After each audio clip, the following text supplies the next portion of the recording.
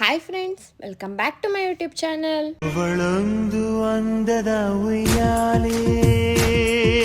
Guys, ಇವತ್ತು ನಾನು ನಿಮಗೆ ಮಲ್ಲಿಗೆ ಹೂವಿನ ಥರ ಮೃದುವಾದ ಇಡ್ಲಿನ ಹೇಗೆ ಮಾಡೋದು, ಇಡ್ಲಿಗೆ ಬ್ಯಾಟರ್ ಇಡ್ಲಿ ಹಿಟ್ಟನ್ನ ಹೇಗೆ ಪ್ರಿಪೇರ್ ಮಾಡ್ಕೊಳ್ಳೋದು ಅಂತ ಹೇಳ್ಕೊಡ್ತೀನಿ. ಬನ್ನಿ ನೋಡೋಣ. ಗೈಸ್, ಮೊದಲಿಗೆ ನಾನಿಲ್ಲಿ ರೇಷನ್ ಅಕ್ಕಿನ ತಗೊಳ್ತಾ ಇದ್ದೀನಿ. ನಾನು ಯಾವುದೇ ರೀತಿ ಸಪ್ರೇಟ್ ಇಡ್ಲಿ ಅಕ್ಕಿ ಬರುತ್ತಲ್ಲ ಅದನ್ನ ತಗೊಳ್ತಾ ಇಲ್ಲ. ನಾರ್ಮಲ್ ರೇಷನ್ ಅಕ್ಕಿನೇ 2 ಗ್ಲಾಸ್ ಅಕ್ಕಿನ ತಗೊಳ್ತಾ ಇದ್ದೀನಿ. ಇದಕ್ಕೆ ಒಂದು ಅರ್ಧ ಗ್ಲಾಸ್ನಷ್ಟು ನಾನು ಉದ್ದಿನ ಕಾಳನ್ನ ತಗೊಂಡಿದ್ದೀನಿ. ನಾನು ಉದ್ದಿನ ಬೇಳೆನ ತಗೊಂಡಿಲ್ಲ, ಉದ್ದಿನ ಕಾಳನ್ನ ಹಾಕ್ಕೊಳ್ತಾ ಇದ್ದೀನಿ. ನಂತರ ನಾನು ಇದಕ್ಕೆ ಸ್ವಲ್ಪ ಮೆಂತೆನ ಹಾಕ್ಕೊಳ್ತಾ ಇದ್ದೀನಿ. ಮೆಂತೆ ಹಾಕೊಂಡ್ರೆ ತುಂಬಾ ಒಳ್ಳೇದು. ನೋಡ್ತಿದ್ರಲ್ವ, ನಾನು ಎಷ್ಟು ಕಡಿಮೆ ಹಾಕೊತಿದ್ದೀನಿ ಅಷ್ಟು ಹಾಕೊಂಡ್ರೆ ಸಾಕು. ಈಗ ಇದಿಷ್ಟನ್ನ ನಾವು 2 ಸಲ ನೀಟಾಗಿ ವಾಶ್ ಮಾಡ್ಕೊಳ್ಳೋಣ. ವಾಶ್ ಮಾಡ್ಕೊಂಡಿದ ನಂತರ ನಾನು ಇದಕ್ಕೆ ಅವಲಕ್ಕಿನ ಹಾಕ್ಕೊಳ್ತಾ ಇದ್ದೀನಿ. ಅವಲಕ್ಕಿನ ನಾನಿಲ್ಲಿ 1 ಫುಲ್ ಗ್ಲಾಸು ಮತ್ತು 1/4 ಗ್ಲಾಸು 1/4 ಗ್ಲಾಸ್ ಅಷ್ಟು ಅವಲಕ್ಕಿನ ಹಾಕ್ಕೊಳ್ತಾ ಇದ್ದೀನಿ. ಇದನ್ನು ಸಹ 2 ಸಲ ನೀಟಾಗಿ ನೀರು ಹಾಕ್ಕೊಂಡು ವಾಶ್ ಮಾಡ್ಕೋಬೇಕು. ಇಷ್ಟ ಫ್ರೆಂಡ್ಸ್ ಇಂಗ್ರೀಡಿಯೆಂಟ್ಸು, ಇನ್ನೇನು ಬೇಡ, ಇಷ್ಟ ಹಾಕ್ಕೊಂಡ್ರೆ ಸಾಕು. ನಾನು ಇದನ್ನ ಬೆಳಗ್ಗೆ ನೆನೆಸ್ತಾ ಇದ್ದೀನಿ. ಒಂದು 5 to 6 hours ಇದನ್ನ ನೀಟಾಗಿ ನೆನೆಯೋಕ್ಕೆ ಬಿಡೋಣ.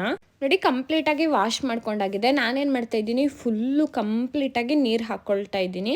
ಚೆನ್ನಾಗಿ ನೆನ್ಕೋಬೇಕಲ್ವ, ಕಂಪ್ಲೀಟಾಗಿ ನೀರು ಹಾಕ್ಕೊಂಡು 5 to 6 hours ಚೆನ್ನಾಗಿ ನೆನೆಯಕ್ಕೆ ಬಿಡ್ತೀನಿ. ಫ್ರೆಂಡ್ಸ್ ನೋಡಿ, ನಾನು ಇದನ್ನು ಸಂಜೆ ಓಪನ್ ಮಾಡ್ತಾ ಇದ್ದೀನಿ. ಕಂಪ್ಲೀಟಾಗಿ ನೆಂದಿದೆ. ನೀರೆಲ್ಲ ನೋಡಿ, ನೀರೇ ಕಾಣಿಸ್ತಾ ಇಲ್ಲ.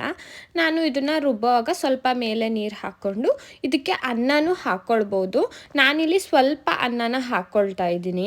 ಈಗ ಒಂದು ರೌಂಡ್ ಕಂಪ್ಲೀಟಾಗಿ ನೀಟಾಗಿ ಮಿಕ್ಸ್ ಮಾಡಿಕೊಂಡು ರುಬ್ಬೋದನ್ನ ಸ್ಟಾರ್ಟ್ ಮಾಡ್ಕೊಳ್ಳೋಣ. ರುಬ್ಕೊಂಡ್ಬಿಟ್ಟು ಓವರ್ ನೈಟ್ ಬಿಡಬೇಕು.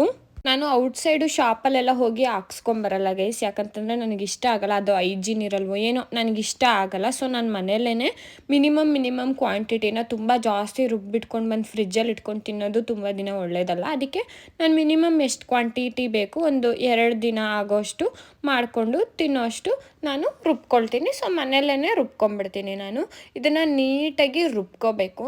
ನೀಟಾಗಿ ರುಬ್ಕೊಂಡು ನಾವು ಇದನ್ನು ಓವರ್ ನೈಟು ಒಂದು ಪಾತ್ರೆಯಲ್ಲಿ ಹಾಕಿ ನೀಟಾಗಿ ಕಂಪ್ಲೀಟಾಗಿ ಕ್ಲೋಸ್ ಮಾಡಿ ಎತ್ತಿಡೋಣ.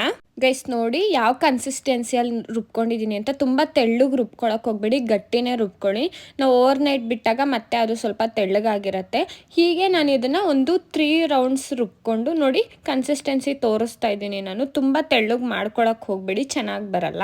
ಕಂಪ್ಲೀಟಾಗಿ ರುಬ್ಕೊಂಡಿದ್ದಾಗಿದೆ. ಇದನ್ನು ನಾವು ಇವಾಗ ಕ್ಲೋಸ್ ಮಾಡಿ ಒಂದು ಕಡೆ ಇಡೋಣ.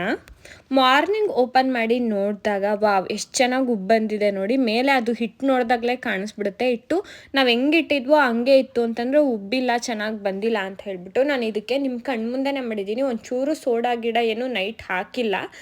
ಸೊ ನೀಟಾಗಿ ಉಬ್ಕೊಂಡು ಬಂದಿದೆ. ಈ ಥರ ಬಂದರೆ ಇಡ್ಲಿ ತುಂಬ ಚೆನ್ನಾಗಾಗುತ್ತೆ. ಇಡ್ಲಿನೇ ಆಗಲಿ ದೋಸೆನೇ ಆಗಲಿ ಹಿಟ್ಟು ಉಬ್ಬಿ ಬರಬೇಕು ನೋಡಿ. ಇದನ್ನು ನೀಟಾಗಿ 1 ರೌಂಡ್ ಮಿಕ್ಸ್ ಮಾಡಿಕೊಂಡು ಅದಕ್ಕೆ ಸ್ವಲ್ಪ ಉಪ್ಪನ್ನ ಹಾಕ್ಕೊಳ್ಳೋಣ. ಮತ್ತು ಇಲ್ಲೂ ಸೋಡಾ ಏನು ಬಳಸೋದು ಬೇಡ, ಸ್ವಲ್ಪ ಉಪ್ಪನ್ನ ಹಾಕ್ಕೊಂಡ್ರೆ ಸಾಕು. ಉಪ್ಪನ್ನು ಹಾಕಿ 1 ರೌಂಡ್ ನೀಟಾಗಿ ಮಿಕ್ಸ್ ಮಾಡ್ಕೊಳ್ಳೋಣ. ನಿಮಗೆ ಇಡ್ಲಿ ಯಾವ ಥರ ಬೇಕೋ ಆ ಥರ ಉಯ್ಕೋಬೋದು. ನೀವು ತಟ್ಟೆ ಇಡ್ಲಿನಾದರೂ ಮಾಡ್ಕೋಬೋದು, ಸಣ್ಣ ಇಡ್ಲಿನಾದರೂ ಮಾಡ್ಕೋಬೋದು. ನಾನಿಲ್ಲಿ ಸಣ್ಣ ಇಡ್ಲಿನ ಮಾಡ್ತಾಯಿದ್ದೀನಿ. ಮೊದಲು ಪ್ಲೇಟ್ಗೆ ಸ್ವಲ್ಪ ಆಯಿಲ್ನ ಅಪ್ಲೈ ಮಾಡಿ ನೀಟಾಗಿ, ಸೊ ದಟ್ ನಾವು ಇಡ್ಲಿನ ಬೆಂದಮೇಲೆ ತೆಗೆಯುವಾಗ ಈಸಿಯಾಗಿ ಬರುತ್ತೆ. ಆಯಿಲ್ನ ಅಪ್ಲೈ ಮಾಡಿ ಆಮೇಲೆ ಹಿಟ್ಟನ್ನ ಹಾಕಿದ್ರೆ ತುಂಬ ಚೆನ್ನಾಗಿ ಬರುತ್ತೆ. ಈಗ ಇದನ್ನು ಕ್ಲೋಸ್ ಮಾಡಿ ನೀಟಾಗಿ ಬೇಯಕ್ಕೆ ಬಿಡೋಣ.